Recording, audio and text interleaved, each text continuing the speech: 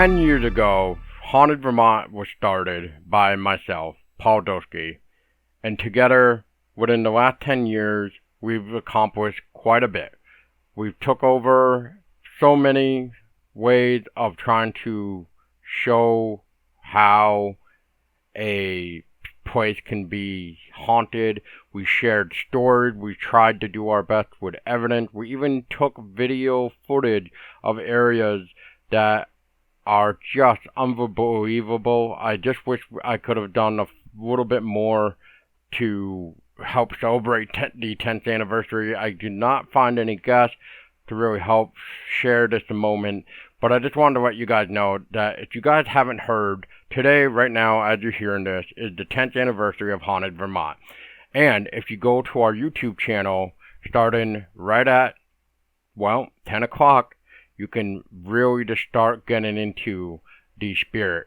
And then I'm pretty sure by 8 o'clock, too, that the trailer for the 10-year anniversary is also there. I made a whole new trailer. I tried to take as much old videos and really just made a fun trailer to help represent what Haunted Vermont is. And I hope you guys enjoy. There's also, besides the trailer, 6 other videos that I created. And I hope you guys enjoy that too, especially the cemeteries and the return to the New Boston graves, which is quite awesome. And I think with these videos, even though there's not much activity with the EMF, it's a great way to really show how a location can just be a hit or miss. But Horton, on the other hand, Horton was just fun. I don't know what was going on, what was making these high EMF spikes happen, but it was just weird because even when I was trying to do the spirit box session there, it wasn't really coming to life. Even though I felt, whether it be Ralph or Francis or Gary answering that question about making it a 1.5 to give us a more outlook of maybe reconnecting of another hello 10 years later. But that didn't happen. So maybe one day I will go back during the nighttime with the spirit box and try to see if I can get Ralph back, maybe for 2022, because the spooky season is upon us.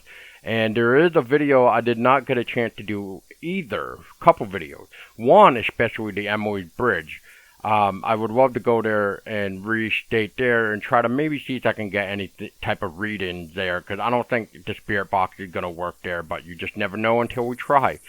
Also, let's just, let me just say thank you guys to the ones that do listen. To the haters out there, well, I'm sorry that I'm supposedly acting like somebody else, but I mean, come on. What type of podcast isn't like somebody else's, taking their format?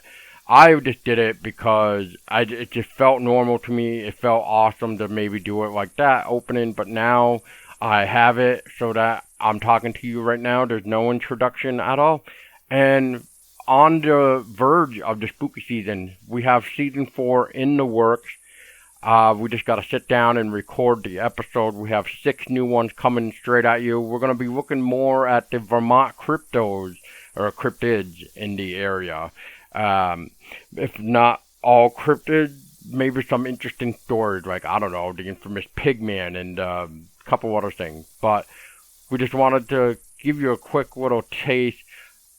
I appreciate every guest that have come on to help bring Haunted Vermont more, and I hope you guys enjoyed the interviews as well, because I've frankly learned a lot, and I'm actually glad that I was able to help those that maybe wanted to be out there too with what they wanted to share, whether it be events, authors, Champ Day was a hell of a time. I loved it. It was cool. Champ Fest was even nice.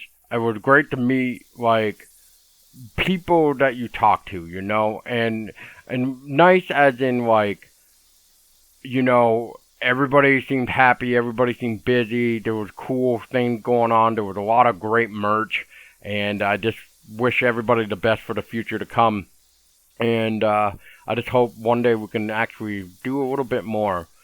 I apologize again that I don't really have a guest spot, but I just wanted to just say with my deep gratitude from the heart, thank you for supporting Haunted Vermont. Even if you just share, like, commented on a haunted location, sharing your photos with me, everything. And I just want to say, if you guys really, the ones listening right now, if you guys have a haunted story, an experience of your own that you just love to share with everybody else, please reach out to me. I just love hearing these stories, and I would like it all if we could just get together and learn. Because you know what? I need to start bringing that back. My old slogan, which was "Together we can learn," and I feel like we can. But without people reaching out, for the people that may not understand, like the ones that were laughing at the bear tracks, when I was trying to make it act like it was a Bigfoot footprint. If you don't remember that image, don't worry about it.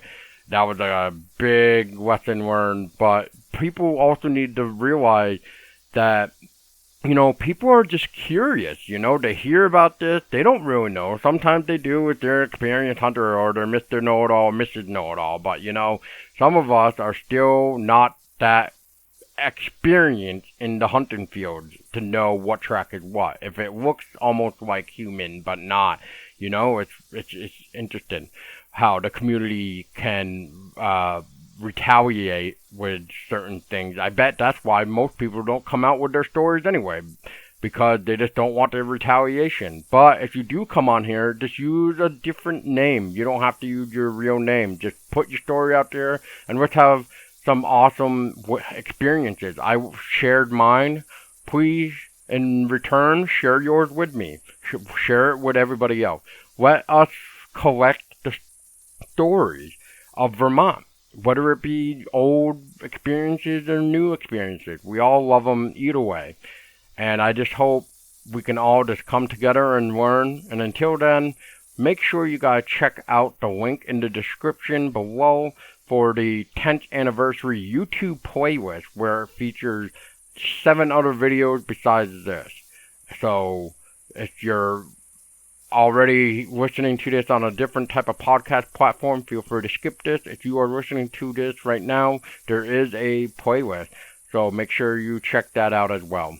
So until next time, I was Paul Doski, and I want you all to keep it scary, because Vermont is just one hell of a place to not want to keep those spooky tales to yourself.